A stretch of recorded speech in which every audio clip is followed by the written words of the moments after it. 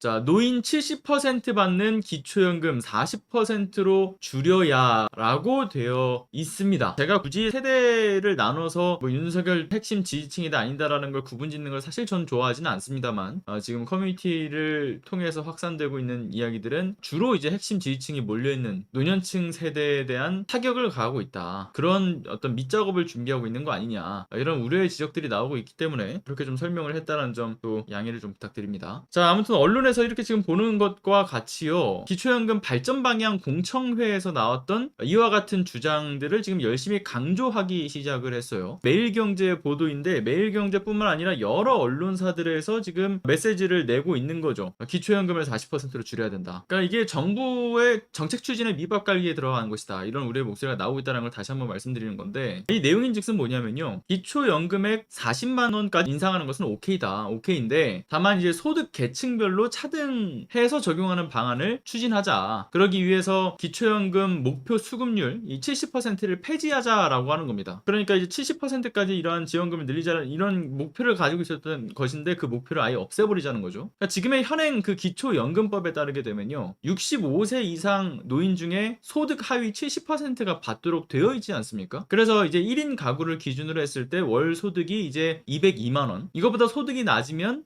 이제 신청을 하게 됐을 때 32만 3천 원 가량 정도로 이제 돈을 받게 되는 거죠. 그런데 이렇게 70%로 고정이 되어 있게 되면, 지금 여기 이런 공청회에서 나온 주장은 그런 겁니다. 인구 고령화에 따라서 수급자의 수가 지금 늘어나지 않냐. 그럼 수급자의 수가 늘어나면 그만큼의 이 재정적 투입이 많아지니까, 그런 재정적 규모가 더 커지니까 재정 고갈만 더 커질 뿐이다. 그러니까 뭐 이렇게 막 어려운 막 이야기들을 갖다 막 열심히 붙여내는데, 그러니까 사람이 늘어나니까 돈이 많이, 나라의 국고가 많이 털리지 않냐. 그래서 지금 이 2014년쯤에 그 수급자 수가 435만 명 수준이었다라고 하면 지난해 612만 명으로 늘었으니까, 이게 올해만 22조 원 가량이 이제 재정 투입이 되었다라는 거예요. 2040년에 이르면 무려 78조까지 껑충 뛰어버리니까 이게 더 이상 걷잡을 수 없다라고 이야기를 하고 있는 거죠. 게다가 이제 도입할 때 당시보다 이제 노인 빈곤율 역시도 많이 개선이 됐으니까, 그러니까 2013년에 48.4%에서 이제 2021년도에 기준으로 했을 때 그 노인 빈곤율이 37.7%로 줄어드는 걸 보면 이제 많이 개선됐다라고 이야기를 이제 하고 있는 거죠. 그러니까 제가 주장하고 있는 게 아닙니다. 공청회에서 나온 이야기를 이야기하고 있는 겁니다. 그래서 지금의 어떤 노인 기초연금과 같이 보편적인 지급은 적절치 않다라고 하는 거죠. 그래서 40만 원을 이제 증액을 추진하게 되면 소득 계층별로 차등 지급을 해서, 그러니까 내년에는 이제 소득 하위 70% 노인분들에게는 35만 원, 그리고 2025년에는 소득 하위 40%에게만 뭐 40만 원, 뭐 이런 식으로 차등해서 지급하자라는 겁니다. 그런데 말이죠, 여기서 중요한 건 우리나라가 여전히 이 OECD 국가 기준으로 했을 때 노인 빈곤율은 1위이지 않습니까? 굉장히 처참한 상황에서 지금 벗어나지 못했다라는 점이 이게 매우 중요한 점이죠. 그런데 마치 이 공청회에서 나온 이 학자들의 이야기는 마치 우리나라가 지금 대단히 이 노인 빈곤율이 해소가 돼서 문제가 거의 다 끝난, 거의 끝자락에 있는 것처럼 얘기를 하는데, 상황이 그렇게 녹록치 않지 않습니까? 안 그런가요? 2019년 기준으로 했을 때 OECD 평균 노인 빈곤율이 몇 퍼센트냐? 고작 13.5%입니다. 그런데 그 퍼센티지에서 약 3배에 달하는 수준, 그게 무려 2021년 기준 우리나라가 37.7%로 정말 말도 안 되는 수치를 보유하고 있는 나라인 거죠. 그런데 이러한 노인 빈곤율의 개선이 어디서부터 되었다라고 평가를 받냐? 그나마 이제 2014년쯤에 도입되었던 기초연금이 그 힘을 발휘했다라고 평가를 받죠. 그래서 장기적으로도 이 소득 하위 70%에 해당하는 노인분들한테 기초연금 50만 원까지 단계적으로 확대를 하게 되면 이제 32.8%까지 이제 노인 빈곤율을 낮출 수 있고, 그리고 또 하위 계층에 대한 보충 기초연금까지 합하게 되면은 적어도 빈곤율이 15.3%까지는 줄어들 수 있다. 그러니까 OECD 평균까지 맞춰갈 수 있다라고 하면서 긍정적인 전망들을 내놨던 거 아닙니까? 그래서 이러한 긍정적인 전망들이 대선 과정에서 여야와 상관없이요, 그 기초연금을 40만 원까지 올리겠다, 이런 공약을 내걸었던 거 아니겠습니까? 그런데 공약을 이들이 지금 윤석열 정부가 무르지는 않겠지만 사실상 실효성이 없는 공약으로 만들어서 대외적으로는 마치 공약을 이행한 것처럼 보여주고, 근데 그렇게 이행한 것 마냥 하기 위해서 그 밉 작업을 좀 깔고 있는 것이다. 근데 이 전문가랍시라고 얘기하는 사람이 호도하고 있는 점을 여기서 우리가 아주 명확하게 알아야 할 점들이 있다라는 거죠. 자, 2020년 기준으로 해서 우리나라의 공적연금의 총 지출 규모가요, 국내 총생산의 3.7%였어요. 3.7%였는데 있는데, 그런데 여기서 기초연금의 지출 규모가 몇 퍼센트였냐면요, 고작 0.9%였습니다. 그런데 이제 추후에 저출산 고령화에 대한 여파로 인해서요, 그 연금 재정의 수급자가 많아지면서 이제 그 재정 부담이 늘어나게 되면 2040년에는 그 연금으로 인한 지출 규모가 그러면 얼마나 늘어나느냐라고 그걸 또 예측을 해보니까 7.8%입니다. 그럼 이 7.8%에서 기초연금은 어느 정도를 차지하냐? 2%입니다. 그래서 이 지금 7.8% 안에 뭐가 있냐면요, 기초연금, 국민연금, 특수직역 이런 연금 지출을 다 합쳐도 2040년에 7.8%가 지출이 되는 건데, 이게 이제 OECD 평균 기준으로 하면 평균이 10.2%입니다. 그러니까 10.2%보다도 훨씬 낮은 7.8% 수준의 지출 규모가 책정이 되어 있는 거예요. 그런데 그저 저출산 고령화 키워드로, 그리고 재정 적자의 어떤 프레임을 가지고서 재정 건전성을 위해서 노인들이 감내를 해야 된다, 또는 어떤 특정 소득층으로 이걸 몰아서 지원하는 게 합리적이다 등으로 이게 복지 국가로서의 진일보한 연금 개혁을 방해하고 있는 거죠. 명백히 방해하고 있는 거예요. 참고로 기초연금뿐만이 아니에요. 우리나라의 그 공적 연금이 지금까지 제 역할을 하지 못해왔다, 이런 비판들을 받아오지 않았습니까? 그러니까 상당히 늦게 도입된 측면도 뭐 있기는 한데, 기초연금 측면만 보면 급여액이 너무 적어서 사실 빈곤 완화 효과도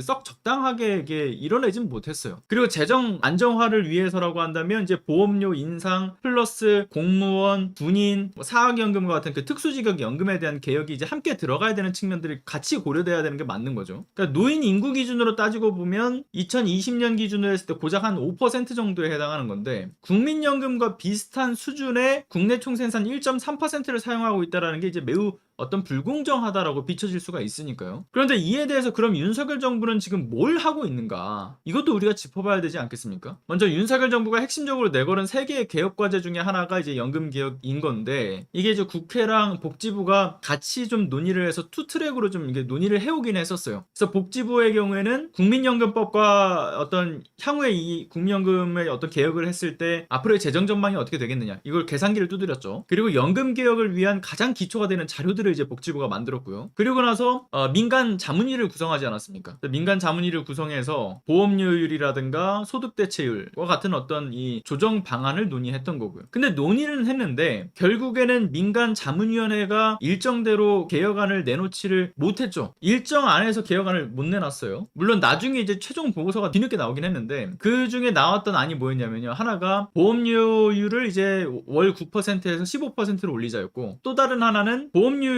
올리긴 하는데 대신 소득 대체율을 50%로 인상하자. 그러니까 이 두 가지 안이 나와서 서로 부딪혔던 거 아닙니까? 그래서 이 사이에 또 절충안도 만들어지기는 했어요. 그런데 이런 모든 합의안들이 다 빠지고 이러한 민간 자문위의 활동 기한이 막바지에 왔죠. 지금 이달 말이 활동 기한의 마감이에요. 그러니까 아무런 대안도 만들지 않고 활동이 끝나게 생긴 거죠. 그럼 이에 대해서요, 국회 본회의를 통해서 연장 의결을 해야 되는 거란 말이에요. 기간을 연장해야죠. 근데 정부와 여당은 연금 개혁의 어떤 시급성이라든가 이걸 빠르게 밀어붙일 의지도 지금 없는 상황이지 않습니까? 그럼 이제 연금 특위가 이달 말에 이제 사라지게 되면 연금 개혁 논의의 모든 주체는 이제 국회와 복지부, 민간 자문위의 손에서 떠나서요, 이제 복지부의 책임으로 이제 전가가 되는 건데, 이러면 이제 개혁의 필요성을 대중에게 호소하는 측면이라든가 또는 여론을 수렴하는 측면이라든가 이 모든 것들이 지금 복지부한테 이제 돌아가 버리는 거예요. 모든 몫이. 그러면 이 국회랑 투트랙으로 가지고 가고 있던 거를 복지부가 다뤄 안아야 되니까, 국회가 딱 배제가 된 상태에서 그럼 복지부가 논의의 어떤 시일과 절차도 더 복잡해지게 되는 거예요. 그러니까 윤석열 정부의 연금 개혁의 현 주소가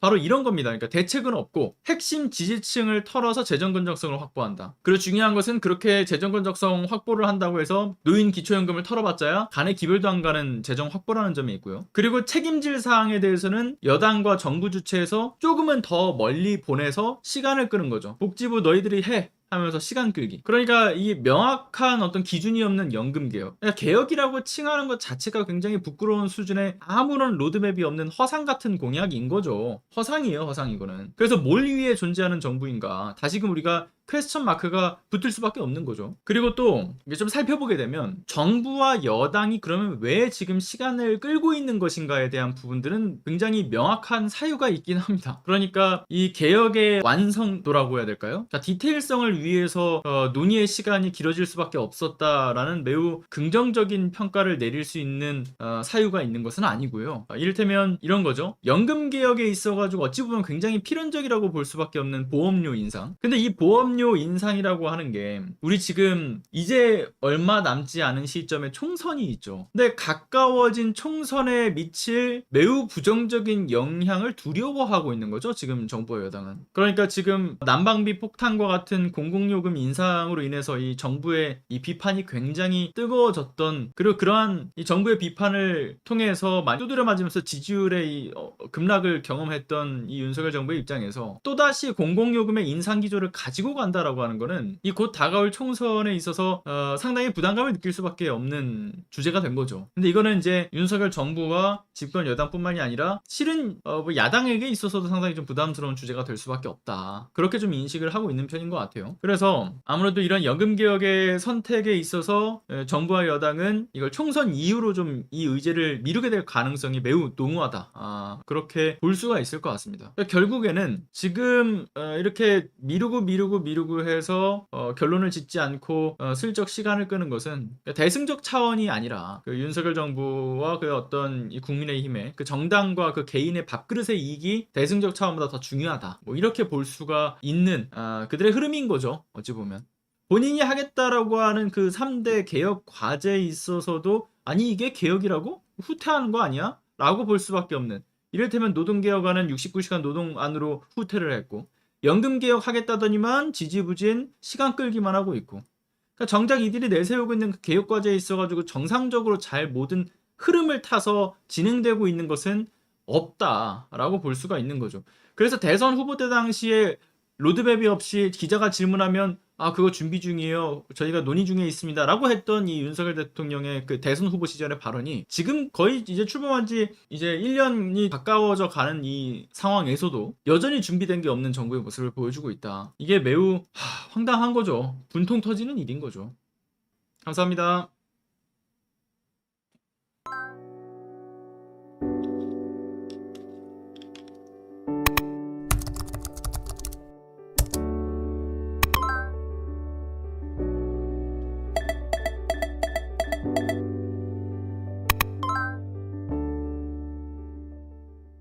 안녕하세요. 시사발전소 소장 한지입니다. 시사발전소는 진실을 찾는 민주언론으로서의 역할을 다하기 위해서 다양한 방법으로 활동을 이어나가고 있습니다.